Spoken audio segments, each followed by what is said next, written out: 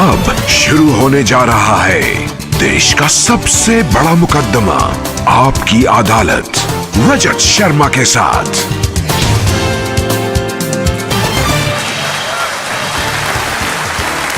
नमस्कार, आपकी अदालत में आपका बहुत बहुत स्वागत है।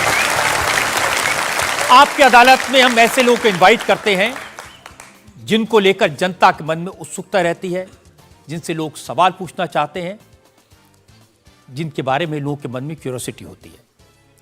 पिछले दिनों मैं जहां भी गया, लोगों ने मुझे एक शख्स के बारे में कहा, आप इन्हें आपकी अदालत में बुलाइए, और मैं भी सोचने के लिए मजबूर हो गया, ये कौन है जिसके बारे में हर पब्लिक फंक्शन में लोग मुझे कहते हैं, जिसके बारे में लोग मैसेज भेजते हैं, दर्शकों की बार बार मांग आती है।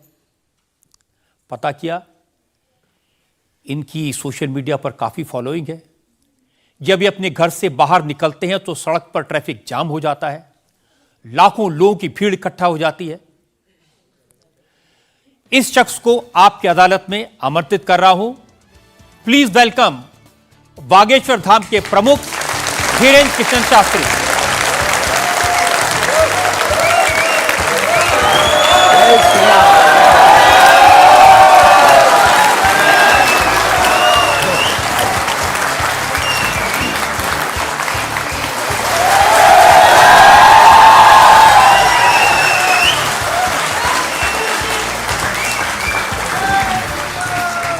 और धीरेन्द्र कृष्ण शास्त्री पर मुकदमे में आज हमारे जज हैं वरिष्ठ पत्रकार विनोद अग्निहोत्री।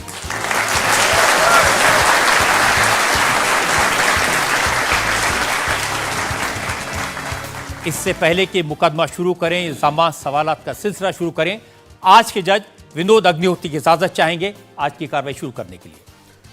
इजाजत है मुकदमा शुरू करने की। और इससे पहले कि पहला इल्जाम लगे शास्त्री जी पर, एक नजर डालते हैं शास्त्री जी के लाइफ पर। आजकल पूरे देश में बागेश्वर धाम के प्रमुख धीरेन्द्र कृष्ण शास्त्री की बहुत चर्चा है। कोई उन्हें चमत्कारी कहता है, कोई उन्हें अंतर्यामी कहता है, कुछ लोग उन्हें पाखंडी कहते हैं, लेकिन धीरेन्द्र कृष्ण शास्त्री खुद को पक्का सनातनी बताते हैं। अब हिंदू एक हो जाओ, सनातनी एक हो जाओ, यही हम चिल्ला रहे हैं कब से। शक्ति का प्रभाव दिखाना यही हमारा उद्देश्य है। धीरेन्द्र कृष्ण शास्त्री का दावा है कि उनके ऊपर बजरंगबली की विशेष कृपा है। वो भक्तों का दुख दर्द सिर्फ अपने इष्ट तक पहुंचाते हैं। चूंकि भक्तों पर कृपा बरस रही है, इसलिए धीरेन्द्र कृष्ण शास्त्री का प्रताप भी बढ़ रहा है। उनके भक्तों की संख्या अब लाखों में है। धीरेन्द्र कृष्ण शास्त्री सिर्फ 26 साल के हैं। साल 2 साल में ही बागेश्वर धाम के पीठाधीश्वर के रूप में वे विख्यात हो गए।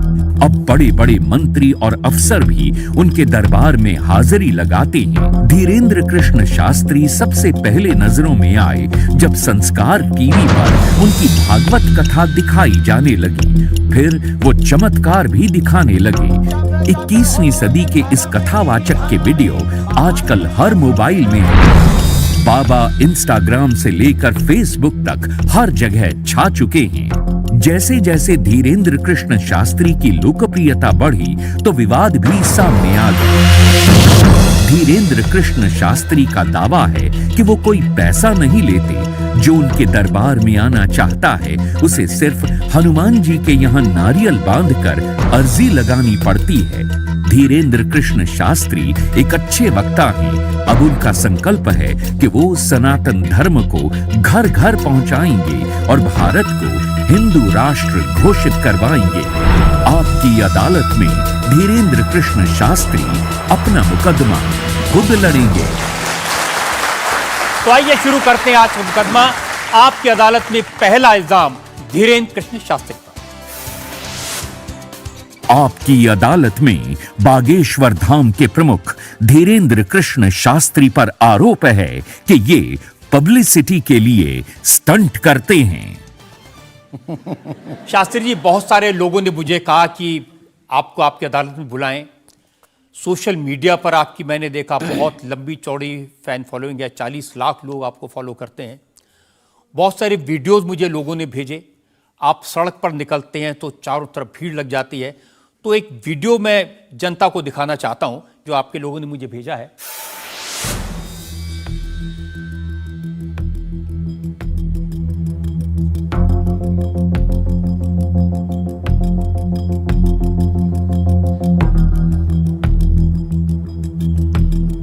तो ये वाकई में शास्त्री जी असली वीडियो है या पब्लिसिटी स्टंट है, बनाया हुआ है? लोगों की अपनी अपनी भावनाएं होती हैं, अपनी दृष्टि से देखने की। ये वास्तविकता एक जगह की नहीं है। जहां जहां बागेश्वर बालाजी का दरबार लगता, जहां जहां बागेश्वर बालाजी की कृपा से दास कथा करने जाता, ये तो कम है, कैमरे में कम आया है, और ज्यादा है।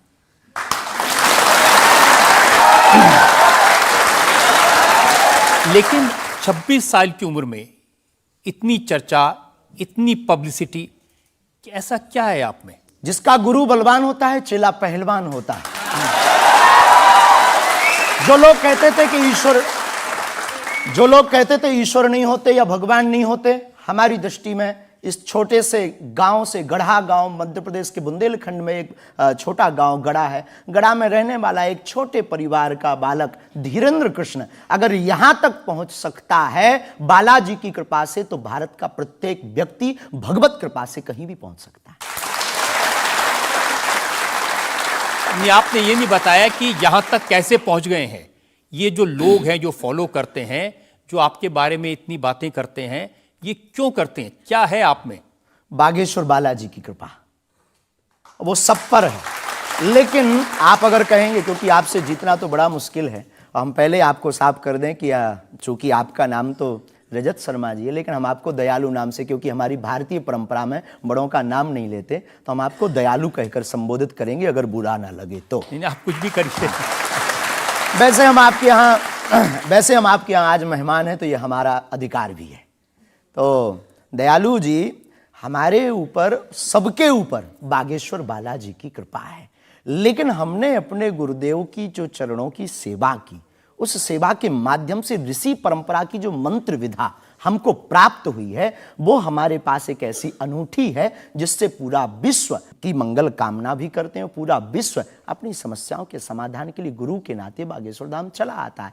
शायद इसीलिए लोग हमारे पास आते हैं। मैंने तो ये देखा कि जब से आप संस्कार टीवी पर आना शुरू हुए और लोगों ने आपके प्रवचन सुने, उसके बाद लोकप्रियता बड़ी तेजी से बढ़ने लगी। हाँ, ये कह सकते हैं माध्यम है, परंतु देखो साधन है, साध्य नहीं।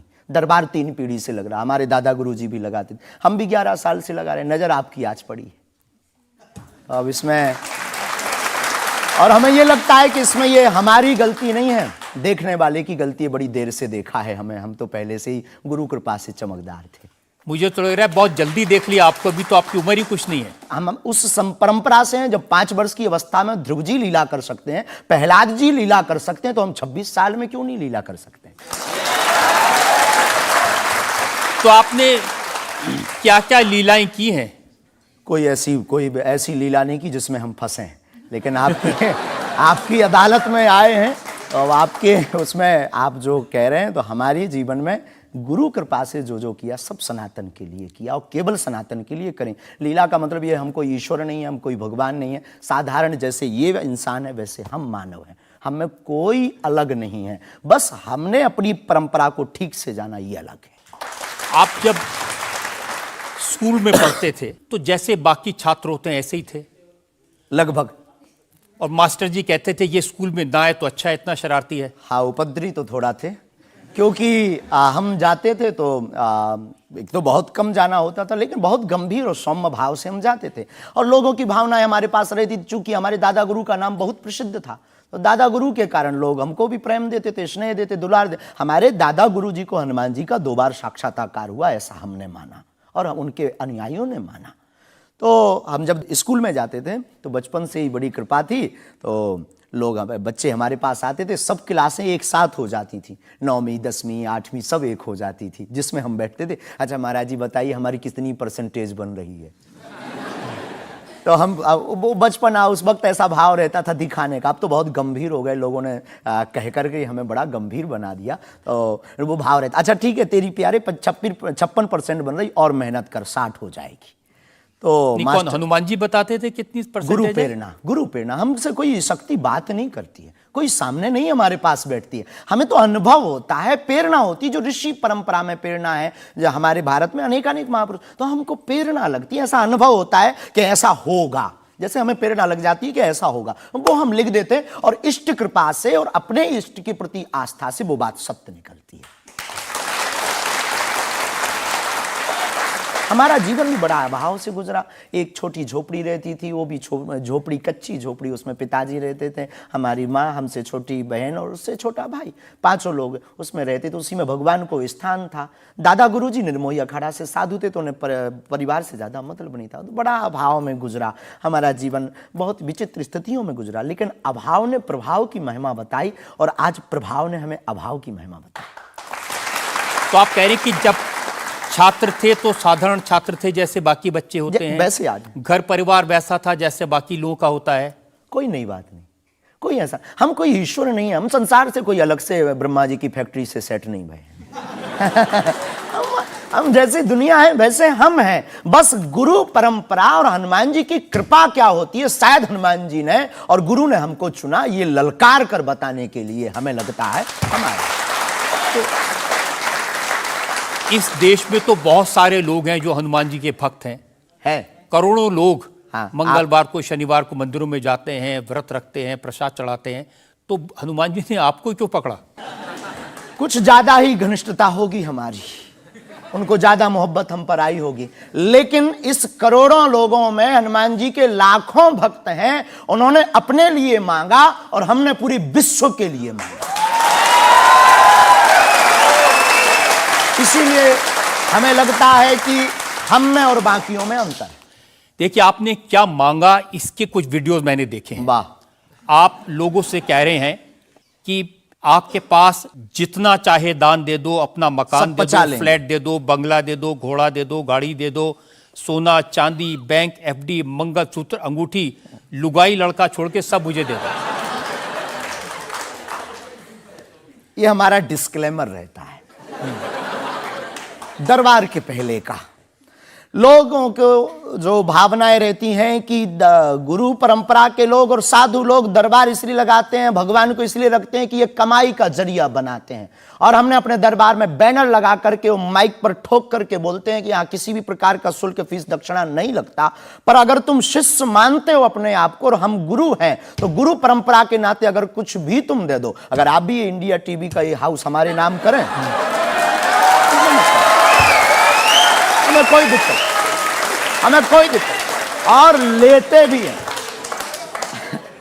लेना बुरा नहीं है, उपयोगिता बुरी है। लेकर के उसका सदुपयोग करते या दुरुपयोग करते। हम लेते हैं, कोई अगर देता है तो स्वीकार करते गुरु के नाते। हम उस परंपरा से हैं जहां अंगूठा तक दान गुरु को दे दिया जाता है, हम भी लेते हैं। कितना कमा लेते हैं? हमारी तो कोई फिक्स कमाई नहीं है, क्योंकि हमारी कोई कंपनी या बिजनेस नहीं है। कोई चढ़ा जाता है, हमारे पास करोड़ों सनातनियों का प्यार, लाखों करोड़ों लोगों की दुआएं, हजारों संतों का आशीर्वाद, इतनी कोई हमारी हिसाब कमाई किताब तो रखता होगा ना कि कितना पैसा आया। जितने सनातनी उतनी कमाई, हिसाब आप लगाओ।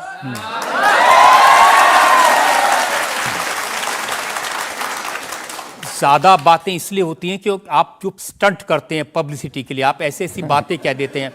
आप कहते हैं कि बिना वीजा के हनुमान जी रावण की लंका में घुस गए थे। ये जो मॉडर्न युवान भाई बहन है, इनको लंका प्रवेश के बारे में बताएंगे तो इनको ये लगता है कि ये घिसी पिटी बातें इनके दादा परदादा बताते रहे, ये बेचारे ऊब गए। इनको कुछ ऐसा चाहिए कि उस अध्यात्म से कनेक्ट हो पाए। और जैसे रावण ने मुझसे फोन पे बात की। हाँ बिल्कुल, हम वही बोलने ही वाले थे। लगता है आज हमारी शक्ति आपके पास पहुंच गई।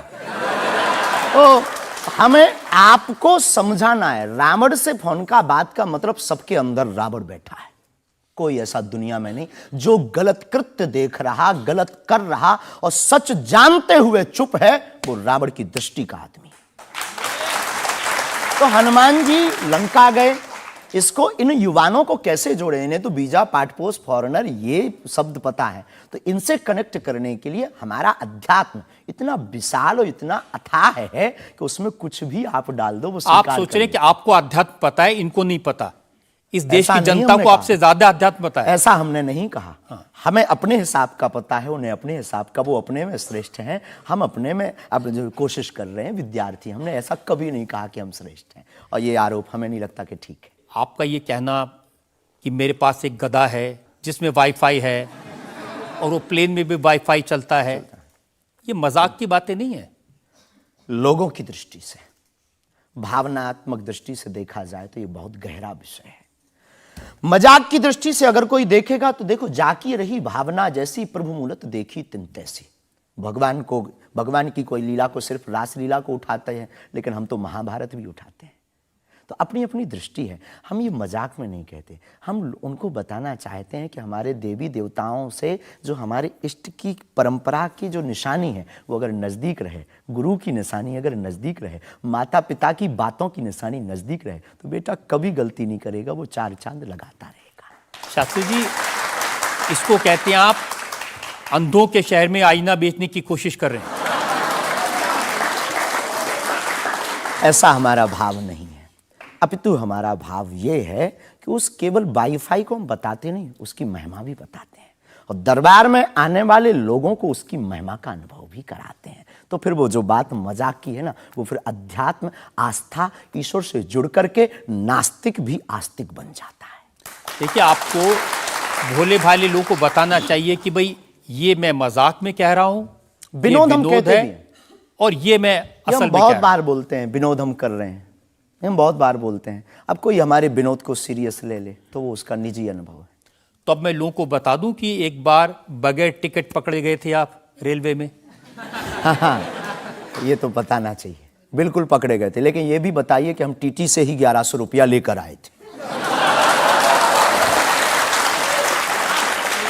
उसी टीटी से लेकर आए थे, और जिस वाईफाई की आपने चर्चा की उसी वाईफाई की दम पर उसके बाप का नाम बताकर लेकर आए थे।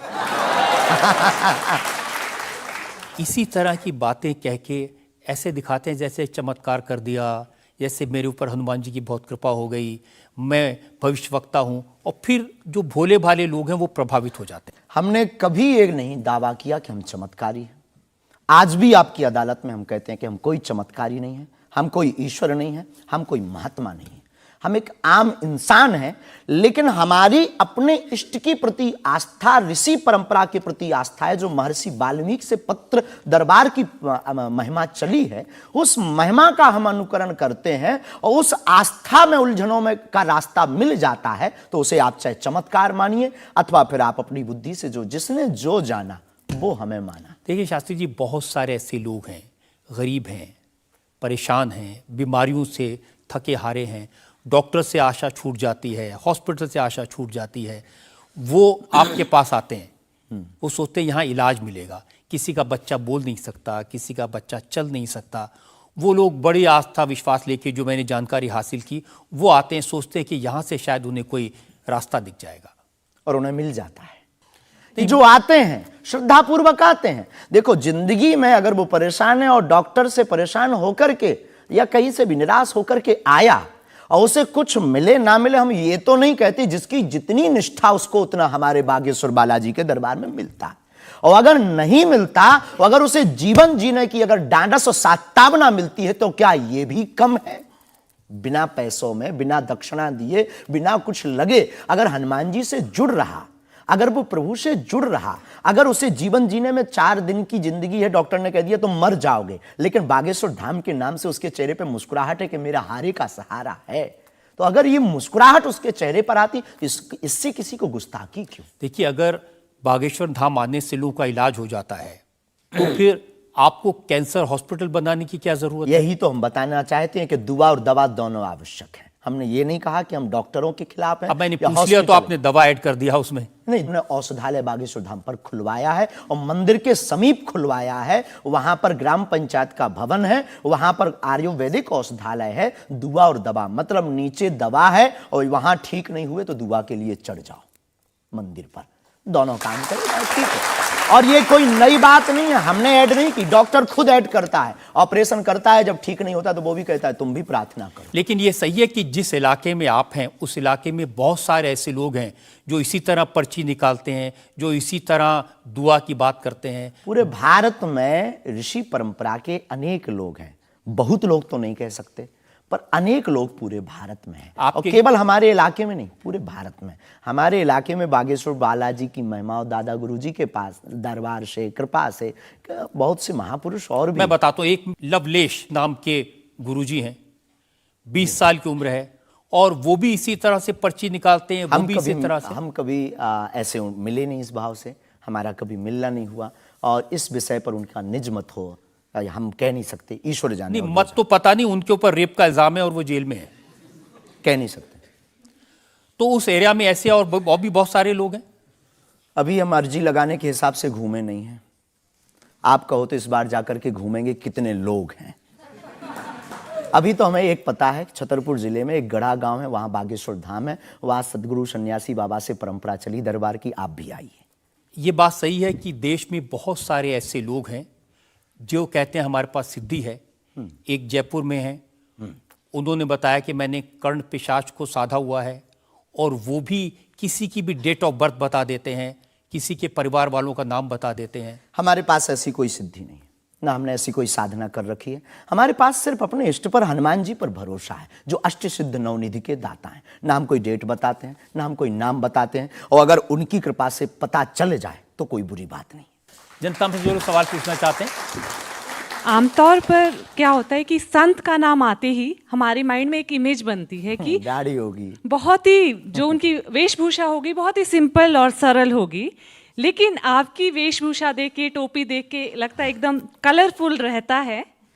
आपकी दुनिया ही रंगीन है तो साधु को भी रंगीन होना चाहिए। बहुत बढ़िया, बहुत बढ़िया। जब 7 रंगों की भरी दुनिया है माय डियर सिस्टर, 7 रंगों से भरी दुनिया है, तो मुझे क्या दिक्कत है। और हम कोई साधु नहीं, हम कोई महात्मा नहीं, ना हमने चोला ले रखा है। हम एक वर्ण व्यवस्था की बात नहीं करेंगे, हम एक गुरु के शिष्य हैं और आम इंसान हैं। और अगर कोई सरनेम पूछे तो हम शुक्ल वंशीय सरयूपारी ब्राह्मण हैं। तो जो 7 ब्राह्मणों की वेशभूषा है वो हमने धारण की, गुरु के नाते हमने ये पादुका अपनी एक परंपरा को निर्वाहन करने के लिए धारण की। और टोपी कोई आया तो दे गया, अगर आप कुछ दो बहन हमें तो वो भी स्वीकार है। आप चाहो तो कुछ हमें पहनने को दे सकते हो, हम पहन लेंगे। एक वेबसाइट ने लिखा कि ये जो टोपी पहनते हैं, ये पहनाने वाले से भी कुछ गुरु दक्षिणा लेते हैं। जो कपड़े पहनते हैं, जो कपड़े जिसके दिए पहनते हैं, उससे भी कुछ पैसा लेते हैं। आज तक ऐसा कोई मिला नहीं है, खोज जारी है। किसी ने हमें आज तक दक्षिणा नहीं दी, टोपी पहनाने के नाम पर या कपड़े पहनाने के नाम पर। हम तो राह चलते कोई मिल जाता है तो उसका पहन लेते, अपना दे देते हैं। हम तो साधु उस परंपरा के हैं, उस परंपरा के। लेकिन अच्छे लगते हैं आपको ये रंग बिरंगे कपड़े? बहुत आनंद आता है। क्या दिक्कत है साहब? किसी को दिक्कत है वो हमसे ज्यादा रंगीन पहने। एक शायर ने कहा कि जो खानदानी रईस हैं वो मिजाज रखते हैं नर्म अपना, आपका लहजा बता रहा है आपकी ये दौलत शोहरत नई नई नहीं।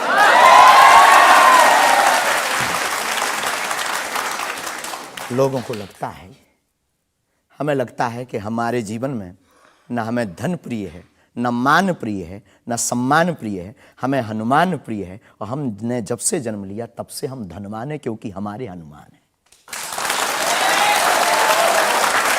और दुनिया का प्रत्येक हनुमान भक्त धनवान है जिसके जीवन में हनुमान है। और वो निर्धन है इस दुनिया में जिसके जीवन में भगवान नहीं, वो निर्धन है। और अगर बाप हनुमान हो और धनवान हनुमान हो और उनका भक्त अगर रंगीन ना हो, पीला लाल ना हो, जब हनुमान जी लाल देह लाली से हो सकता तो लाल पगड़ी क्यों नहीं हो सकती? ये मुझे पता चल गया है कि आप इसी तरह की डायलॉग बाजी करके ही इतने पॉपुलर हुए हैं। आपकी अदालत में अगला हिस्सा। आपकी अदालत में बागेश्वर धाम के प्रमुख धीरेन्द्र कृष्ण शास्त्री पर इल्जाम है कि ये असभ्य भाषा का प्रयोग करते हैं। शास्त्री जी, कुछ लोग आपको पीठाधीश्वर मानते हैं, कुछ लोग गुरु मानते हैं, लोग महाराज कहते हैं, बड़ा आदर करते हैं। कोई संत कहता है लेकिन आप जिस भाषा का प्रयोग करते हैं वो इस गरिमा के अनुकूल नहीं लगती कई बार। जैसे आपने एक पत्रकार को कहा कि तुझे नंगा कर दूंगा, ये साधु की भाषा तो नहीं हो सकती, ये संत की भाषा तो नहीं हो सकती। ब्राह्मण समाज पर कमेंट करने वाले एक व्यक्ति को आपने कहा मूर्ख, ठठेरी के बरे, नकट्टा। तो ये ठठेरी क्या ये होता कोई हम जातिवादी नहीं है, पहली बात तो हम ये क्लियर है? नहीं, ये ठठेरी क्या होता है? ये हमारे बुंदेलखंड का एक भावनात्मक शब्द है, ठटरी। जब माताएं बड़ी आवेश में होती है और बालक कोई गलती कर देता है तो माताएं अपनी बालक को कहती हैं, अरे ठटरी के बरे सुधर जा, न कटा। तो हम बहुत गांव के भोले भाले अनपढ़ गवार आदमी हैं, अंगूठा छाप है, ठीक से पढ़ाई की नहीं, तो गवार आदमी है। तो जो माँ की हमारी जो परंपरा है, जो पारिवारिक बोलचाल है, उस पारिवारिक बोलचाल में अगर कोई साधु के ऊपर टिप्पणी उठाएगा, रामचरितमानस पर टिप्पणी उठाएगा या भगवान पर टिप्पणी उठाएगा, तो स्वभावश सनातनी हिंदू होने के नाते वो लहजा निकल जाता है और सठे साठ्यम समाचरित। ये भी कौन सी गलत बात है? अगर कोई भगवान को गाली बके और हम उसको श्रीमान जी कहें, रहे स्वामी जी कहें, भगवान कहें, तो हमें तो नहीं लगता कि वो बिनय ना मानत जलद जड़ गए 3 दिन बीत और बोले राम सकोप तब भय बिन हो ये न प्रीत। देखिए, आप अपने आप को बड़े पढ़ा लिखा गवार कह करके तो नहीं छुप सकते उसके पीछे। आपने उनसे कहा कि तू मुझे मिल जा, मैं तुझे मसल दूंगा। बहुत अच्छा, हाँ, ये हमने कहा ये तो अच्छी भाषा तो नहीं। क्योंकि उन्होंने कथावाचकों को पाखंडी कहा था, जिस विषय पर आपने ये टिप्पणी किया है। उन्होंने कथावाचक, हमने कहा कथावाचक हो सकते पाखंडी, पर पर्टिकुलर नाम लीजिए, सब नहीं हो सकते। इस भारत में जगतगुरु स्वामी रामभद्राचार्य भी है, मुरारी बापू भी कथाव्यास है, पूज्यपाद श्री मलुक पीठाधीश्वर भी कथाव्यास है, उनमें एक दास भी है। ये महापुरुषों पे आज तक कोई इल्जाम नहीं है, और इन महापुरुषों पर इल्जाम नहीं है तो सब कथा। भाई, एक पत्रकार गलत हो सकता, सब नहीं हो सकता। हम अगर सबको कहें कि सब पत्रकार ऐसे होते हैं तो ये हमारी धूर्तता होगी। तो उसने सब कथावाचकों को ऐसा कहा था, तब हमने उसको कहा था कि भाई अगर तुम ऐसा कहो तो महापुरुषों के बारे में तो किसी को नहीं कहना चाहिए, तो बात ठीक है, तय है। रामचरितमानस के बारे में नहीं कहना चाहिए तो तय है। तो उसके लिए अगर ऐसा मसला कह दिया समझाने के लिए, वो है तो हमारा आदमी चेला। लेकिन आपने संत तुकाराम के बारे में क्या कहा? संत तुकार को, हाँ। आपने कहा संत तुकाराम की लुगाई रोज उन्हें मारती थी, रोज पीटती थी डंडे से। तो किसी ने उनसे पूछा, तुम रोज लुगाई से पिटते हो, शर्म नहीं आती? इसमें बोलचाल की भाषा में थोड़ा सा वो हुआ। हमने एक कथा पढ़ी थी एक पुस्तक में, उसमें लिखा था कि उनकी पत्नी झगड़ालू, बड़ी ईर्षालु थी, बड़ी विचित्र थी, और वो संत तुकाराम जी को एक बार गन्ने के लिए भेजती, गन्ना वो एक लेकर शाम को आते तो वो उनके शरीर पर प्रहार कर देती, एक गन्ने के 2 टुकड़े हो जाते। पर तुकाराम बहुत अद्भुत महापुरुष थे, उन्होंने कहा, देख तू कितनी ज्ञानवान है, पहले गन्ना एक था, हम लोग 2 थे, तूने मेरे शरीर पर प्रहार करके गन्ने के 2 टुकड़े कर दिया, अब एक तू चूस एक मैं लूं। तो लेकिन आपने जो बोलचाल उसमें बिगड़ा आपने जिस अंदाज में कहा था वो सम्मानजनक नहीं था, समाज के लिए असभ्य था, इसमें कोई संदेह नहीं है। लेकिन हम अपनी भाषा से समझने का कोशिश करते हैं, जो कई बार हमारी भाषा लोगों के अनुरूप फिट नहीं है। कभी आपको नहीं लगता कि संत तुकाराम जैसे महान संत के बारे में ये कह दिया, उसके लिए हमें गलती माननी चाहिए? बिल्कुल, अगर ये किसी की भावनाओं को ठेस पहुंचा तो संतों के प्रति हमारे हृदय में अथाह प्रेम है, अथाह प्रेम। और हम स्वप्न में भी, हम तो खुद साधु परंपरा से जीवित हुए हैं, नालायक से बोलने लायक संतों के कारण हुए, और हम अगर संतों का अनादर करेंगे तो अपनी जिंदगी में हम रहेंगे कहाँ? तो हम तो विनम्रता पूर्वक अगर किसी को ठेस पहुंचा तो हमें नहीं लगता कि हमारे द्वारा उनको ऐसा कहा, लेकिन अगर किसी को ठेस पहुंचा और शब्द ऐसा मुंह से फिसल गया तो हम क्षमा प्रार्थी, कोई संदेह। अब मैं एक और उदाहरण आपको बताता हूँ। अच्छा किया कि आपने क्षमा प्रार्थना की, करना ही चाहिए साधु संतों के बारे में, अगर गलती से मुंह से कुछ निकल जाए, बहक करके अगर हो जाता तो कोई दिक्कत। आप बात कर रहे थे साईं बाबा के बारे में, और आपने कहा कि हमने सुना वो चांद मियां निकले। हाँ, सुना। आपने कहा कि कई बार लगता है कि 33 कोटि क्या कम पड़ गए, और समझदार के लिए इशारा काफी है जी। जिन साईं बाबा को करोड़ों लोग मानते हैं, करोड़ों लोग की श्रद्धा उनमें है, उन्हें भगवान मानते हैं, उनकी पूजा करते हैं, उनके मंदिरों में लाखों लोग जाते हैं, उनके बारे में इस तरह की भाषा? बात ये थी, प्रश्न ये था, क्या साईं बाबा हिंदू हैं या मुसलमान? हमने कहा हम तो उस वक्त थे नहीं भाई साहब, अगर होते तो देखते टोपी पहनते थे कि माला। तो हमने जो सुना है, कोर्ट ने कहा, ऐसा एक पत्रकार में पत्र वार्ता में निकला है कि वो चांदनियां हैं। उन्होंने, उनके जो कमेटी के लोग हैं, उन्होंने क्षमा मांगी। तो हमने यही बात उनको बता दी, बस प्रेस की बात बता दी। तो हमसे ज्यादा ये आरोप जिस पत्रकार ने ये छापा है उस पर उठना चाहिए। नहीं, लेकिन आपके कहने से लोगों की भावनाएं आहत हुई। हमारा किसी भी संत के प्रति अनादर नहीं, सब धर्मों के प्रति सम्मान है। जो जिस धर्म को मान रहा, बलपूर्वक उसको मानना चाहिए। हम सिर्फ अपने धर्म के कट्टर हैं, सिर्फ ये बताना चाहते हैं हम आपको। तो साईं बाबा का सम्मान करते हैं आप? बेझिझक, संत के नाते, संत के नाते बेझिझक। हमें बाबा साईं बाबा से क्या आपत्ति है, क्या विपत्ति है? हमें अपने आप से आपत्ति नहीं है, हमें किसी साधु से कैसे आपत्ति हो सकती? क्योंकि जिस सनातन धर्म की आप बात करते हैं, वो वसुदेव उसमें कुटुंबकम सबसे पहले की तो संयम, धैर्य, भाषा पर नियंत्रण, ये सब। लेकिन कब तक धैर्य, कब तक संयम? राम की यात्रा पर कब तक पत्थर सहेंगे? पालघर के संतों को बर्बरता के साथ मारा जाता है, कब तक सहेंगे? रामचरितमानस की प्रतियां जलाई जाती हैं, कब तक सहेंगे? संतों को पाखंडी इस देश में बताया जाता है, कब तक धैर्य और संयम रखें? एक दिन भगवान का भी धैर्य खो गया था और उन्होंने भी बाण मार करके समुद्र को सुखा दिया था और रावण का दमन कर दिया था।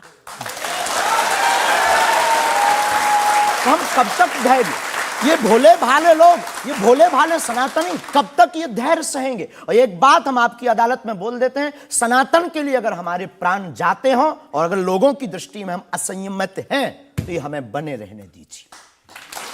देखिए, सनातन धर्म के बारे में आप अच्छी बातें कही, किसी को आपत्ति नहीं है।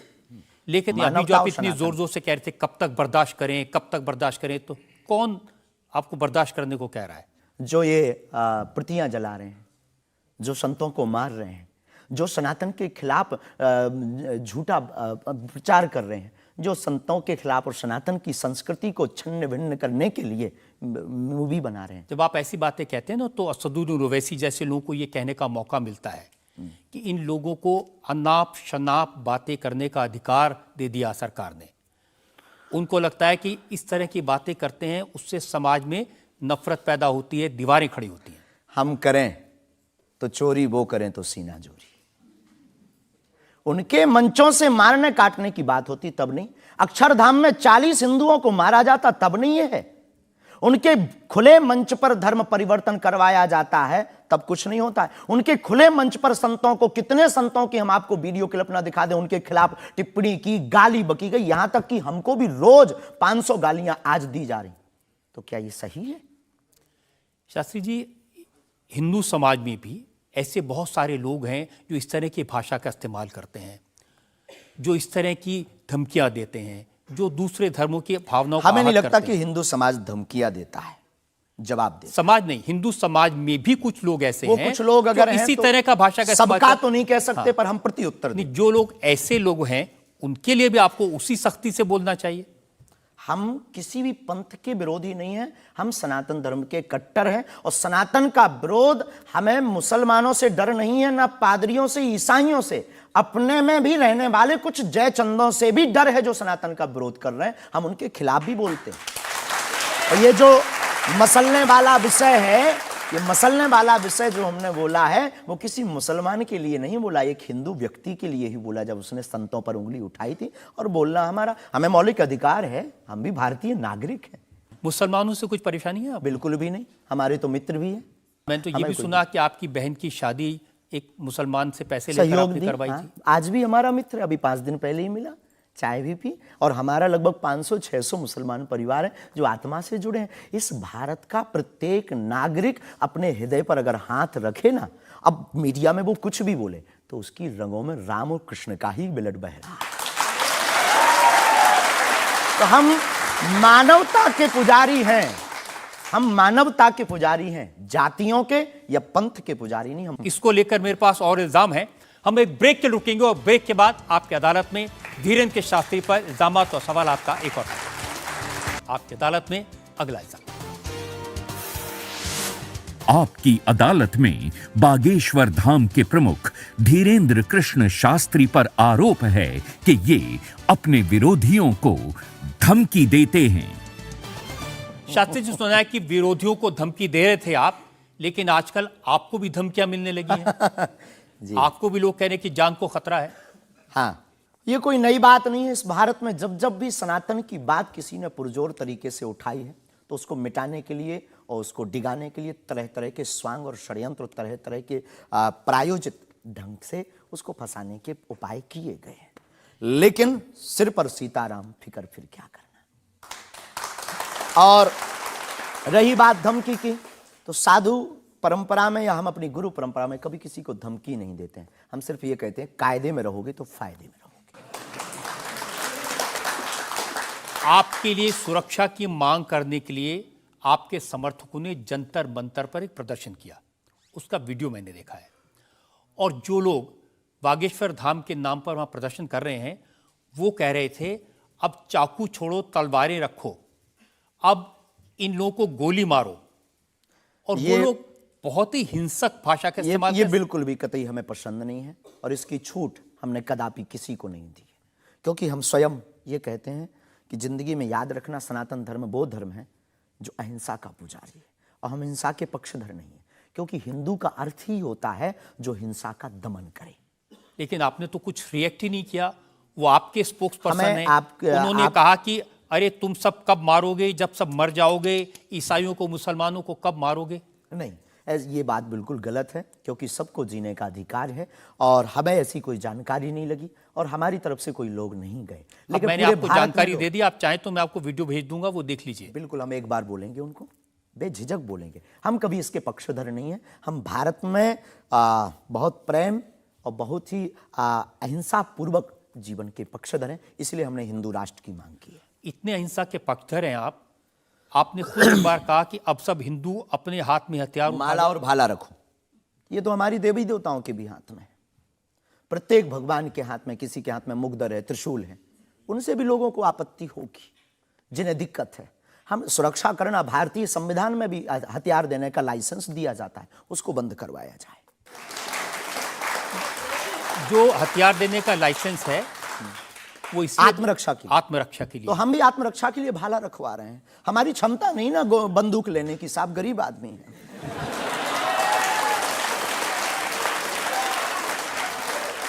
जब आप इस तरह की बातें करते हैं ना, तो फिर सवाल ये उठता है कि आपकी सुरक्षा के लिए टैक्स पेयर क्यों पैसा दे, जनता क्यों पैसा दे। आप इस तरह की बातें करेंगे, भाला की बात करेंगे, बंदूक की बात करेंगे, गोली की बात करेंगे, तो धमकी मिलेगी। हाँ मिलेगी, लेकिन हमने कभी बंदूक की बात नहीं की, हमने भाला और माला की बात की। और रही बात सुरक्षा की, तो प्रत्येक नागरिक की सुरक्षा करने की जिम्मेदारी भारत सरकार की है और हमें अपने इष्ट और भारत की सरकार पर भरोसा है, वर्तमान सरकार पर भरोसा है। साधु संत के तुम रखवारे, असुर निकंदन राम दुलारे, एक तो हमारा पहला भरोसा ही है। हमारे इष्ट हमारे हनुमान जी है और हमारा ये धमकी नहीं है। और बार बार मरना नहीं, एक बार बचना नहीं, तो डरना किस बात का।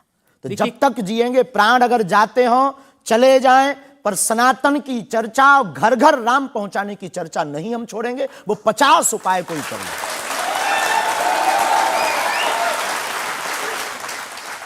कोई ना कोई डर तो है। आप कहते हैं कि मैं अब बुलडोजर खरीदने वाला हूं, हिंदुओं एक हो जाओ, पत्थर मारने वालों पर बुलडोजर चलाओ।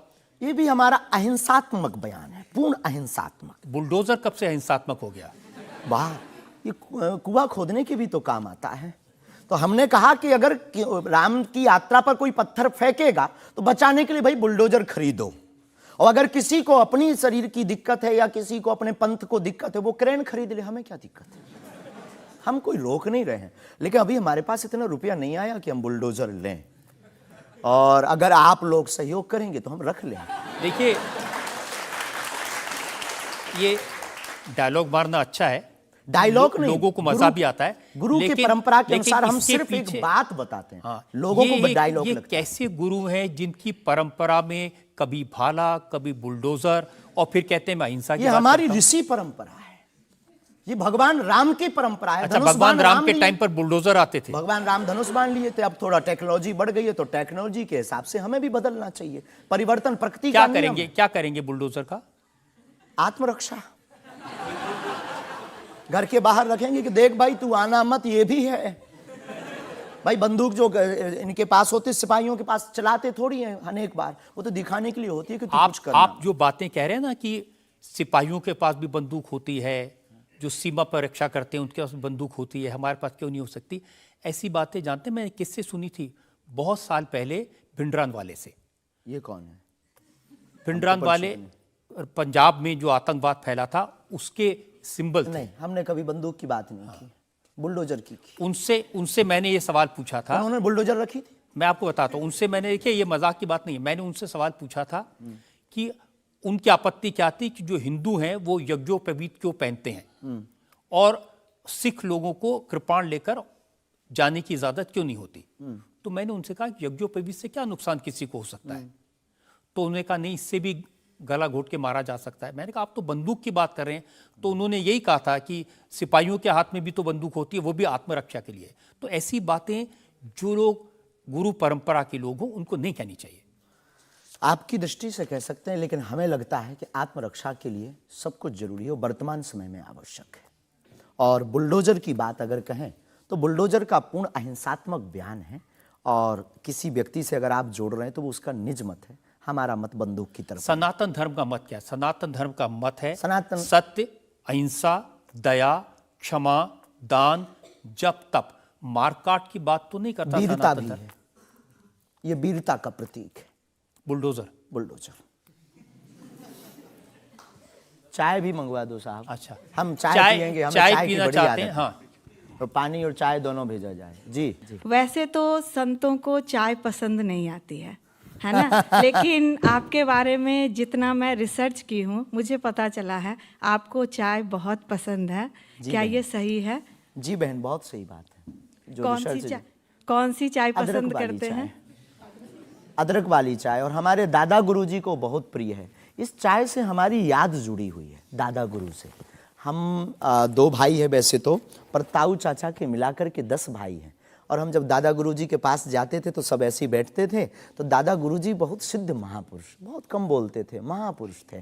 तो वो चाय पीते थे तो अपनी जूठी चाय, खूब ये जो नरेली है, इसकी आधी चाय हमको देते थे। तो हमारे जीवन में हमें ये लगा कि ये नालायक से बोलने लायक गुरु के इस प्रसाद के कारण बना है। और प्रत्येक, इसके पीछे एक और रहस्य है, प्रत्येक बालक को अपनी परंपरा को छोड़ना नहीं चाहिए, चाहे किसी भी लेवल पर पहुंच जाए। शायद ये भी सूत्र है। शुरुआत जहां से हुई, गुरु से शुरू जिसका जीवन हुआ, उसे कुछ भूलना नहीं चाहिए। इसलिए हम भूले नहीं, ये शायद हमें लगता कि हमारी अच्छी आदत है। चाय बुरी आदत, क्षमा कीजिए। युवाओं से प्रार्थना है, मत पीना, हम नहीं रुकेंगे।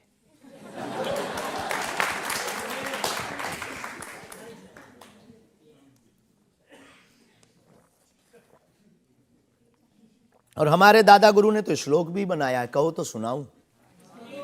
चाय पर श्लोक। चाय पर श्लोक आपने नहीं सुना होगा, एक बार सुन। केटली गर्भ संभूतम शक्कर पत्ती मिश्रितम कप मध्य विराजते देवी ओम चाय चंडिकाय नमो नमः।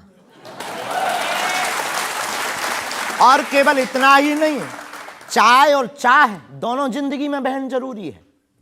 चाय हमारे लिए जरूरी है क्योंकि हमें लगता कि चाय से गुरु की याद आती है, और जिससे ईश्वर की याद आए वो बुरी चीज भी अच्छी है। और चाह, परमात्मा को पाने की चाह भी जिंदगी में बहुत जरूरी है। जिसके अंदर ईश्वर को पाने की चाह होती, वो आदमी भी नंबर 1 का होता। चाह पैसों से आनों में आती रही, चाह आनों से रुपया बनाती रही, चाह रुपयों से नोट बुनाती रही, चाह नोटों से कोठी चुनाती रही, चाह कोठी में मोटर मंगाती रही, चाह मोटर से होटल में जाती रही, चाहे होटल में बोतल खुलाती रही, चाहे क्या क्या ना करती कराती रही। चाहे मोटर से होटल में जाती रही, चाहे होटल में बोतल खुलाती रही, चाहे क्या क्या ना करती कराती रही, चाहे पाली जिन्होंने वो पीले हुए चाहे छोड़ी जिन्होंने वो रसीले हुए, चाहे जी से लगी जी जरा हो गया, चाहे हरी से लगी जी हरा हो गया। अब एक ही चाहे हमको चाहिए, वो अगर चाहे हनुमान जी तो फिर क्या चाहिए।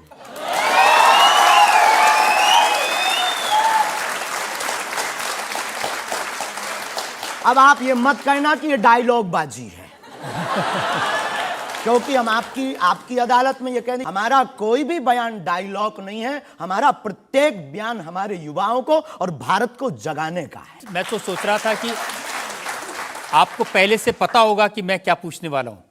शायद ये जो चाय आप पीते हैं, इससे एनर्जी आती है, ऊर्जा आती है, शक्ति मिलती है? लगभग गुरु की याद आती है। और देखो चाय पीना, देखो सच बात यह है कि चाय पीना ठीक नहीं है, चाय हानिकारक है, भूख मारती है। लेकिन हम 24 घंटे में 18 घंटे सेवा करते हैं, लगभग 17 घंटे गद्दी पे बैठते बोलते हैं। भूख लगेगी तो नींद आएगी, नींद को मारने का एक बहुत अच्छा उपाय है चाय पी लेंगे। भूख कम तो हम ज़्यादा समाज सेवा कर पाते हैं, हमें ऐसा लगता है, पर डॉक्टरी भाषा में ये ठीक नहीं है। तो ये सिर्फ समाज सेवा के काम आती है, या फिर जैसे शाहरुख खान की फिल्म पठान को आपने क्रिटिसाइज किया, वो भी चाय का असर था? चाय कोई नशा नहीं है, लेकिन अगर आप उसकी बात करें तो हमने सिर्फ सनातन की बात की कि हमारे सनातन पर भगवा रंग ही बेशरम क्यों बार बार। एक फिल्म 1987 के लगभग आई थी, संतोषी माता की फिल्म। संतोषी माता की फिल्म आने के बाद लोगों की भावना इतनी दृढ़ होगी कि शुक्रवार को टमाटर और नींबू बिकना कम हो गए। और अगर आप सनातन के खिलाफ, आपको याद होगा, और अगर सनातन के खिलाफ कोई मूवी बनाओ तो मंदिरों में, भगवान के चरणों में और माता पिता और गुरु के प्रति आस्था लोगों की कम हो जाएगी। इसलिए बार बार हमारी संस्कृति, हमारे सनातन और हमारे भगवान राम को टारगेट ना किया जाए। देखिए, बिना देखे आपने फैसला कर लिया कि वो भगवान राम को टारगेट किया गया है, सनातन को टारगेट किया गया है। भगवा रंग तो देखने की जरूरत ही नहीं है, खून ही भगवा है। रंग से किसी धर्म को जोड़ना ये तो ठीक नहीं। ये देश तिरंगे का देश है, और तिरंगे में तीनों रंग हैं। बिल्कुल है, और सब रंगों का सम्मान करना चाहिए। तो है, तो हमने कभी, अच्छा तो भगवा रंग, हरा रंग भी तो बेशरम हो सकता है। हाँ, क्यों नहीं हो सकता? हो सकता है ना। हाँ। बस यही हमारी मांग है।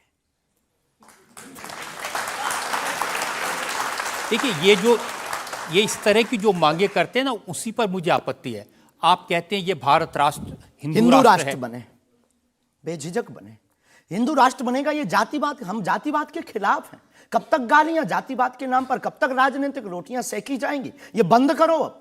कब तक जातिवाद के नाम पर वोट लेंगे? आप ये बंद करो, भारत को हिंदू राष्ट्र बनाओ। सामाजिक समरसता होगी, सब में समानता होगी, सौहार्दता होगी, न पत्थर गलेंगे, न रामचरितमानस जलेगी, न राम के ऊपर कोई टिप्पणी होगी। हिंदू राष्ट्र होगा तो राम राज्य आ जाएगा। भारत विश्व गुरु है। शास्त्री जी, ये जो देश है ना, ये भारत के संविधान से चलता है। वो संविधान जो बाबा साहब अंबेडकर ने बनाया था। क्षमा कीजिए, हम उसके आदर करते हैं, हमारे पूर्वजों ने स्वीकार किया। कहां आदर कर रहे हैं? वो संविधान कहता है ये धर्मनिरपेक्ष राज्य है, इसमें रिलीजन के नाम से इसको देश नहीं बनाया जा सकता। संविधान का प्रथम पृष्ठ ही भगवान राम के चित्र से प्रारंभ होता है। हाँ, बिल्कुल। संविधान का प्रथम पृष्ठ, जिस देश का संविधान भगवान राम से प्रारंभ हो, तो क्या वो हिंदू राष्ट्र, राम राज्य नहीं हो सकता है? वही संविधान जो भगवान राम के पृष्ठ से शुरू होता है, वही संविधान कहता है कि भारत एक धर्मनिरपेक्ष हमने राज्य ऐसा है। सुना है, पढ़ा नहीं है, पूछना नहीं, पंथ निरपेक्ष कहा है। धर्म तो सिर्फ सनातन नहीं, धर्मनिरपेक्ष। हाँ, तो धर्म सिर्फ सनातन है, बाकी सब पंथ। देखिए, और जो देश धर्मनिरपेक्ष नहीं होते, जैसे हमारे पड़ोस में पाकिस्तान धर्म के आधार पर बना, उसका क्या हाल है ये आप देख रहे हैं। देख रहे हैं, लोगों के पास खाने को रोटी नहीं है, आतंकवाद चरम सीमा पर है। जब इस्लाम के नाम पर देश बनेगा, धर्म के नाम पर बनेगा, तो ये होगा। बिल्कुल बात सही है आपकी, लेकिन हम आपको बता दें, बाकी सब पंथ हैं, धर्म सिर्फ सनातन है। सुप्रीम कोर्ट के सामने ये मामला आया था, और सुप्रीम कोर्ट ने क्या कहा था, एग्जैक्ट वर्ड्स मैं आपको बताता हूं। सुप्रीम कोर्ट ने कहा कि भारत जैसे धर्मनिरपेक्ष देश में धर्म के आधार पर घृणा फैलाने की, लोगों को बांटने की गुंजाइश नहीं है।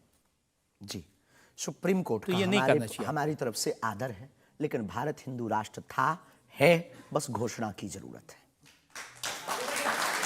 देखिए, आप रंग के नाम पर फिल्मों का विरोध करते हैं, आपने कहा कि ये फिल्म नहीं चलने देंगे। हम सिर्फ सनातन के विरोधियों का विरोध करते हैं, कोई रंग से, कोई व्यक्ति से, किसी संप्रदाय से हमारा कोई विरोध नहीं। सनातन के विरोधी से हमारा विरोध है, वो किसी भी बिरादरी या समुदाय या समाज का, चाहे भले ही क्यों। आपको ये भी समझना होगा, जिस फिल्म का आप इतना विरोध कर रहे थे, जिसको आप कह रहे थे कि लोग देखने ना जाएं, उसको करोड़ों ने देखा और वो लोग सुपरहिट फिल्म हुई। होनी भी चाहिए। हमने सुना सुधार भी किया है, और सुधार करके कोई करे तो फिल्मों से हमारा कोई विरोध नहीं है, क्योंकि वो एक कला है और कला के प्रति हमारा सम्मान है। नहीं, लेकिन आप तो बार बार, कभी आप आमिर खान की फिल्म का जिक्र करते हैं, कभी क्योंकि वो शाहरुख खान पीके वाली मूवी बना करके भगवान को गाल पर चिपका करके शंकर जी को बाथरूम में बंद करता है। तो क्या ये सही है? जिसके प्रति हमारी आस्था है, लाखों लोग कहेंगे इस बात को सुनने के बाद, जिनके प्रति हमारी आस्था है उनके साथ ऐसा मजाक किया जाए, भगवान के साथ खिलवाड़ किया जाए, क्या ये सही है? और उसकी बात बोलना अगर विरोध है तो हम मरते दम तक विरोध करेंगे। शास्त्री जी, मुझे कभी कभी लगता है कि चूंकि आपकी उम्र कम है, जैसे आप भिंडरान वाले को नहीं जानते, ऐसे ही फिल्मों का इतिहास भी आप नहीं जानते। एक फिल्म आई थी बैजू बावरा, उसमें एक भजन था, मन तड़पत हरि दर्शन को आज, जो सबसे हिट था। इसे लिखा शकील बदायूनी ने, म्यूजिक दिया नौशाद ने, गाया मोहम्मद रफ़ी ने। हम आपको बहुत विनम्रता पूर्वक कहें कि हम किसी भी समुदाय के विरोधी नहीं हैं। पुनः हम कहते हैं, हम रहीम को मानने वाले और कबीर का सम्मान करने वाले हैं। हम शेख मुबारक के साथ मित्रता निभाने वाले। ये आपको समझने की जरूरत है, ये मलिक मोहम्मद जायसी और रसखान का देश है, जहां पर उन्होंने भगवान का गुणगान किया। तो हमने कभी विरोध नहीं किया, सम्मान किया, रसखान के पद गाए, रसखान के प्रति हमारा आदर है, और भारत में सामाजिक सौहार्दता बनी रही, ये हमारी मांग है। और क्या ये नाजायज मांग है? नहीं, जिन आमिर खान का जिक्र कर रहे हैं, उन्होंने जब लगान फिल्म बनाई, उस फिल्म में जो भजन था वो जावेद अख्तर ने लिखा और रहमान ने उसका म्यूजिक दिया। जी, तो उसके प्रति सम्मान है। हमने सुना नहीं है, अभी तक उस फिल्म को देखा नहीं है, पर उसके प्रति हमारा सम्मान है। उसके प्रति हमारा कोई अगर वीडियो के लिए विरोध का मिले तो दिखाइए। मैं भेजूंगा आपको, यही आपकी नहीं, प्रॉब्लम है। हमारा विरोध उस गाने के प्रति नहीं, उस गाने के प्रति नहीं है। आप बस हमारा तो सिर्फ सनातन की बात है, फंडा सिर्फ सनातन सनातन। सिर्फ मैं कह रहा हूं कि आपको जिसका विरोध करना है उसके बारे में थोड़ी सी जानकारी हासिल कर लीजिए। आपको न मिले तो मुझसे पूछ लीजिए। बहुत अच्छा है, अब आगे से ये कोशिश करेंगे, लेकिन सनातन के लिए पूछ नहीं पाएंगे हम। सनातन पर उंगली उठाएगा तो इधर से भी डायरेक्ट सीधा सा होगा। ऐसा लगता है कि जैसे आपने सनातन धर्म के नाम पर धमकियां देने की दुकान खोल ली है। अगर किसी को यह धमकी लगती है तो उसे लगना चाहिए, क्योंकि प्रत्येक भारतीय नागरिक को बोलने का अधिकार है, और हमें भी बोलने का अधिकार है सनातन के लिए, क्योंकि हमारा जन्म सनातन के लिए हुआ, हमारा जीवन सनातन के लिए है, और हम मरेंगे भी सनातन। बोलने पर आपत्ति नहीं है, हम धमकी देने पर आपत्ति है। हम धमकी नहीं देते, हम सिर्फ ये कहते हैं कायदे में रहो तो फायदे में रहो। ये भारत राम का देश है, बस हम कायदा सिखाते हैं, और गुरु का काम है कायदा सिखाना, धमकी नहीं। गुरु क्या डांट करके धमकी देता है? गुरु धमकी, अगर कुम्हार मटका बनाता है तो भीतर से हाथ भी तो लगाता है। तो हम तो गुरु परंपरा के हैं, तो गुरु के नाते हम समझाते हैं, माय डियर, मेरे प्यारे, सनातन के लिए मत बोलो। बुंदेली भाषा में ऐसी भाषा बोलेंगे तो अच्छा है। नहीं बोलेंगे, पर ठटरी बरे भी नहीं छोड़ेंगे। आपकी अदालत में अगला इंसान। आपकी अदालत में बागेश्वर धाम के प्रमुख धीरेन्द्र कृष्ण शास्त्री पर इल्जाम है कि ये दुष्प्रचार करवाते हैं। देखिए, एक उदाहरण मैं आपको देना चाहता हूं। YouTube पर मैं देख रहा था, एक वीडियो है आपका, और उस वीडियो को देखने से ये इंप्रेशन आता है कि जैसे प्रधानमंत्री नरेंद्र मोदी आपके दरबार में आए, और एक नहीं 3 ऐसे वीडियो हैं बागेश्वर धाम ऑफिशियल चैनल पर। अब आपके समर्थकों ने बनाया, मैं आपको दिखा देता हूं, आप उनके बताइए लिए कि वो आपका है क्या अच्छा। नहीं। बागेश्वर धाम सरकार पहुंचे पीएम मोदी, तो क्या मोदी जी भी बागेश्वर धाम सरकार के भक्त हो गए हैं? आए दिन बागेश्वर सरकार के पास नेताओं की भीड़ लगी रहती है, जिसमें प्रधानमंत्री नरेंद्र मोदी जी का नाम भी शामिल है, जो कुछ दिन पहले ही बागेश्वर धाम सरकार के दर्शन करने पहुंचे थे। और कहा जाता है कि कुछ दिन पहले नरेंद्र मोदी जी भी बागेश्वर धाम सरकार से अपनी अर्जी लगवाने आए थे। तो आइए सुनते हैं स्वयं पंडित धीरेन्द्र शास्त्री से।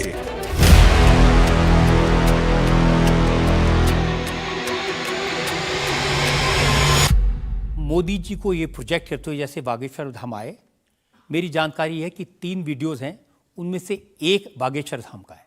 बागेश्वर धाम के ऑफिशियल चैनल से कभी हो ही नहीं सकता है, न ऐसी भूल हो सकती है, क्योंकि हमने कभी ऐसी इजाज़त नहीं दी। ये बहुत बड़ी गलतियां हैं। टीआरपी के चक्कर में रोज़ तो लोग हमारी शादी करवा देते हैं यूट्यूब पर। आपने सिर्फ ये भर देखा, ये भी तो देखिए कि हर बार हमारी लड़की बदल दी जाती है। हैप्पी बर्थडे कहीं ये कह दिया जाता है। एक ने न्यूज़ डाली थी, बागेश्वर सरकार 23 तारीख को परिणय सूत्र में बंधेंगे। संतों के फोन आने लगे। तो ये सिर्फ मीडिया पर, चूंकि बागेश्वर धाम बहुत सर्च हो रहा, और हनुमान जी भला सर्च हो क्यों ना। हनुमान जी तो लोगों की श्वास में, ये पवन पुत्र हैं। तो लोग बागेश्वर धाम बालाजी के नाम से सर्च करते हैं, तो लोगों को जो कुछ यूट्यूब वाले हैं, सब नहीं, कुछ यूट्यूब वाले हैं जो अपनी व्यूअरशिप बढ़ाने के चक्कर में इस प्रकार का कुकृत्य करते हैं, जो दुष्प्रचार है। और बागेश्वर धाम ने इस पर अनेक बार कार्रवाई भी की, उनके खिलाफ नोटिस भी भेजा, और अनेक बार डिस्क्लेमर भी बागेश्वर दरबार में हमने दिया है कि किसी भी प्रकार की भ्रामक जानकारी से बचें। धाम का इस प्रकार से कोई भी लेना देना नहीं है। ये खुद की निजता के साथ वो बेफुजूली के कार्य कर रहे हैं, और बागेश्वर धाम इसके लिए कानूनी कार्रवाई भी करवाएगा। शास्त्री जी, प्रधानमंत्री को लेकर इस तरह की वीडियो बागेश्वर धाम के नाम से जाएं, तो आपको नहीं लगता कि ये भोले भाले लोगों के लिए मिसलीडिंग है? लोग ऐसी बातों पर भरोसा कर लेंगे। धाम से तो हुआ नहीं, कोई कर रहा हो तो खबर नहीं है, पर कर रहा जो, उसके खिलाफ कानूनी कार्रवाई। अगर आपके नाम पे कोई कर रहा है तो भी आपको कोई एक्शन लेना चाहिए। आपने कुछ कार्रवाई की है? हाँ, अनेक बार नोटिस भी भिजवाया है,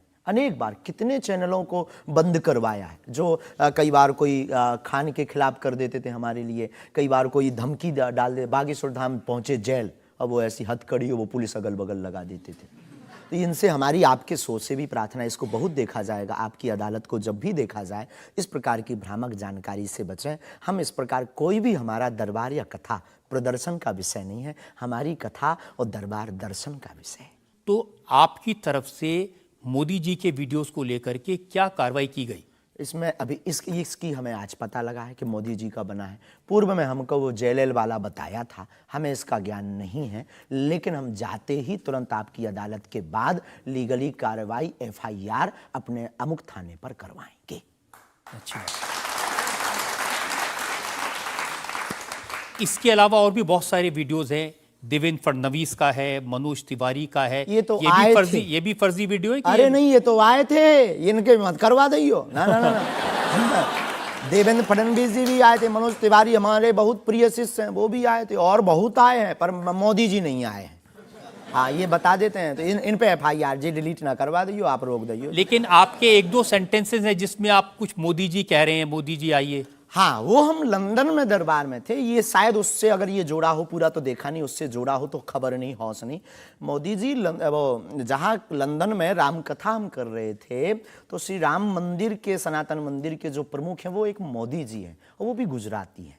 तो वो दरबार में बैठे हुए थे, किसी कारण उनकी व्यवस्था के कारण प्रशंसा के लिए उनका जिक्र आया, तो लोगों ने शायद वो कट करके उठाया हो, हमारे स्मरण में ऐसा है। लेकिन ये भी गलत है, ये भी अपराध है। वो भी ऑफिशियली, बिना लीगली सहमति लिए बिना आप कोई भी वीडियो शेयर या वो नहीं कर सकता, ऐसा कुछ नियम है, तो ये भी गलत है। मैं आपको बताऊं शास्त्री जी, मैंने 40 साल हो गए मुझे पत्रकारिता में, ऐसे बहुत सारे उदाहरण मैंने देखे हैं।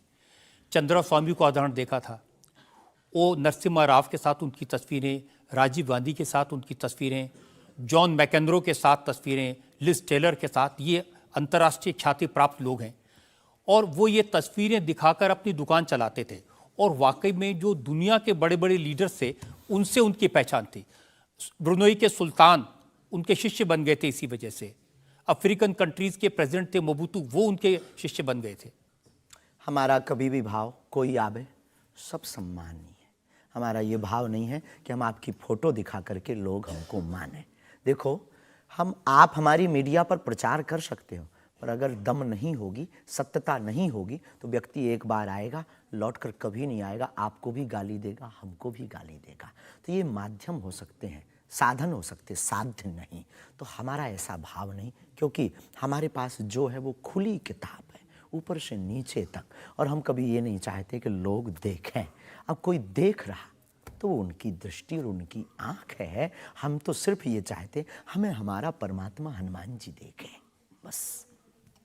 क्या चाहते हैं आप हनुमान जी से? सनातन धर्म और हिंदू राष्ट्र। फिर भी मांग पूरी नहीं होगी। अगर हिंदू राष्ट्र आप कह देंगे कि बन गया तो हम अखंड भारत मांगेंगे।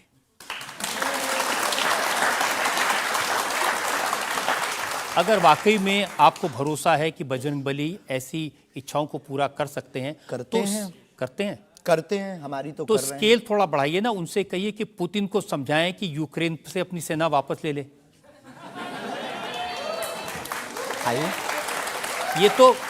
ये तो अंतर्राष्ट्रीय, क्योंकि उससे जो यूक्रेन क्रिश्चियन मुल्क है उनको पता चलेगा कि सनातन धर्म की शक्ति कितनी है। हम अपनी तरफ से प्रतिदिन विश्व में कल्याण हो, विश्व में शांति हो, ये अर्जी लगाते हैं।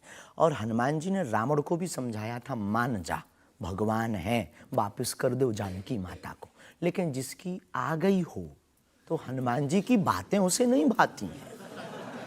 गुरु के नाते हमने भी प्रार्थना की। अब किसी की आ गई, हम जो बताने, हमारे पास लोग आते, महाराज जी हम मर ना जाएं। अब उसको क्या कहें कि जो बता रहा उसे भी मरना है। हद हो गई, तो पागलों जैसी बात करते मेरे पागल। लेकिन हम श्रीमान जी बड़ी विनम्रता पूर्वक कहें कि अगर आपको लगता है तो आपको अर्जी लगाने एक बार बागेश्वर धाम। नहीं, ये अर्जियां लगाने का काम तो आपका है, मेरा नहीं है। और अंतर्राष्ट्रीय विषय पर अब टर्की में इतना बड़ा जलजला आया है, इतना बड़ा भूकंप आया है, हजारों लोग मर गए हैं, तो कुछ आपको अर्जी लगानी चाहिए। बिल्कुल, हमने प्रार्थना तुरंत की और हम प्रार्थना करते कि प्रतिदिन जो भी हमारे पास है चूरन चटनी, हम अपने गुरुजी से और बालाजी से प्रार्थना करते विश्व का मंगल हो, सबका भला हो। इससे आपको फर्क नहीं पड़ेगा कि वो क्रिश्चियन कंट्री है या इस्लामिक? बिल्कुल भी नहीं। हम तो खुद गए हैं, हम तो पूरी दुनिया का मंगल की कामना। हम उस धर्म से हैं जहां वसुदेव कुटुंबकम की चर्चा की जाती। सर्वे भवन्तु सुखना सर्वे सन्तु निरामया, सब में मंगल हो, मंगल भवन अमंगलहारी। हम ऐसे नहीं हैं, हम मानवता के हैं। जिसके अंदर दुख है, हे बालाजी उसके संकट, आप संकट मोचन हैं, उसके संकट मिट जाएं, हमें कोई फर्क नहीं पड़ता है। ये अच्छी बात आपने कही। आज हमने मुकदमा चलाया बागेश्वर धाम के प्रमुख धीरेन्द्र कृष्ण शास्त्री पर। हमने उनसे पूछा उनके चमत्कारों के बारे में, उनके प्रवचनों के बारे में, उनके धमकी भरे बयानों के बारे में, उनके स्टंट्स के बारे में और उनको लेकर सोशल मीडिया में चल रहे मिसलीडिंग वीडियोस के बारे में। अब वक्त है आपकी अदालत में आज के जज विनोद अग्निहोत्री के फैसले का। बागेश्वर धाम के प्रमुख आचार्य श्री धीरेन्द्र कृष्ण शास्त्री पर लगे सभी आरोपों और उनके जवाब सुनने के बाद अदालत इस निष्कर्ष पर पहुंची है कि ऋषि और संत परंपरा वाले इस देश में उन्हें भी अपने विचार लोगों तक पहुंचाने का अधिकार है। लेकिन जिस तरह धर्म के नाम पर पाखंड और धोखाधड़ी भी होती है, इसलिए श्री शास्त्री को बहुत सावधान रहने की आवश्यकता है। अदालत तमाम इल्जामों से श्री धीरेन्द्र शास्त्री को बाइज्जत बरी करते हुए निर्देश देती है कि बागेश्वर धाम बालाजी सरकार श्री हनुमान जी की कृपा से उन्हें यदि कोई सिद्धि और प्रसिद्धि मिली है तो उसका उपयोग लोक कल्याण और समाज की नैतिक आध्यात्मिक उन्नति के लिए करें और देश समाज में प्रेम, शांति, सद्भाव का वातावरण बनाने में सहायक हों। शास्त्री युवा हैं, इसलिए उनमें जोश स्वाभाविक है, परंतु जोश के साथ साथ होश भी अत्यंत आवश्यक है। अदालत अपेक्षा करती है कि उनकी वाणी में संयम, करुणा और क्षमा से अभिभूत रहेगी। आशा है कि धीरेन्द्र कृष्ण शास्त्री सनातन धर्म के इन्हीं शाश्वत मूल्यों के साथ भारतीय संत परंपरा को आगे बढ़ाते रहेंगे।